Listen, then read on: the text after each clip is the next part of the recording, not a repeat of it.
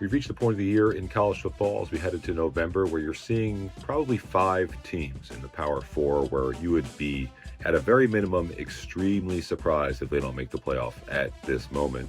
3 of them are in the Big Ten. They're the 3 frontrunners in that league. That's Ohio State unbeaten, Indiana unbeaten, and then 1 loss Oregon. And then there's 2 in the SEC. It's not Alabama and it's not Georgia. One of them is Texas A&M. It's the only unbeaten team in the SEC after they completely demoralized LSU in the second half of another win. 8-0 for the first time since 1992. The Aggies could lose once the rest of the way. They could reach the SEC title game and lose and go 12-1 or be 11-1. It seems at this point that they're so well constructed and so solid, they're not going to lose twice the rest of the way. And if you're 11-1 in the SEC going into December, you're in the playoff. So that's number 4. Team number 2 from the SEC and the 5th one overall is Ole Miss.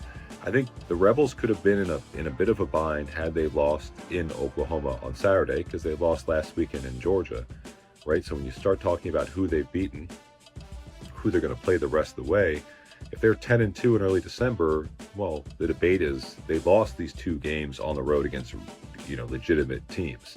So the Rebels, by avoiding that conversation, are in prime position, especially because they close with South Carolina, Mississippi State, Florida, and the Citadel. So they're probably not going to lose the rest of the way. So those are your 5 teams that are in just terrific shape right now. Not that Alabama and Georgia can't join them, but look, if you look at the teams that are in position to lock it down, like in the next week or 2, those are the teams you got to be starting with.